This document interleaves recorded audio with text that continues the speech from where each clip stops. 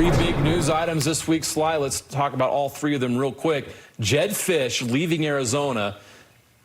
That's big news for BYU and Utah. Why? Because a lot of people looked at Arizona as the favorite next year in the Big 12. You disagree with that, but how big of a deal is this for the conference? Well, I mean, it puts a lot of attention on Utah just leading the way, right? You got so many players returning to Utah, especially the star quarterback, Coach Whittingham being the stable asset that he is at the University of Utah. That's something that's not in the Big 12. So that's going to be the front runner along with Oklahoma State. So them leaving just leaves a lot of things open. And normally Jedd Fisch leaving, there's going to be a lot of people exiting Arizona. Exactly. And, of course, that star quarterback, freshman quarterback, Noah Fafita, he's probably going to follow him up there. So that just leads the way for the path of Utah to be a lot easier. Yeah, whereas Arizona probably falling a couple notches in the power poll in the Big 12. All right, how about Utah, though? They get Brant Kuithe back, making that big announcement. Yes. How big is that for this Utah offense entering their first season of the Big 12 and also getting Cam Rising back with them? Well, we talked about it, right? When we talk about locals, we talk about Puka Nacua, opportunity, right? And you're looking at it when he has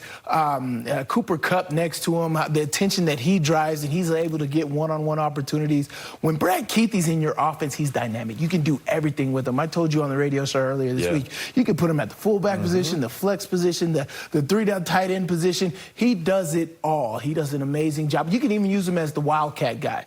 He is a guy that is extremely flexible, and in an Andy Ludwig type offense, he's what you want. And so the Brant Kuithe coming back is huge to this offense, bringing energy, bringing deceptiveness, another factor that a defense has to plan for. Like this year, Utah was very predictable across the board. When Brant Kuithe and Cam Rising's in that offense, you don't know what's coming at you. Bryson Barnes headed to Utah State. How do you feel that fits for him? How does it fit for Utah State?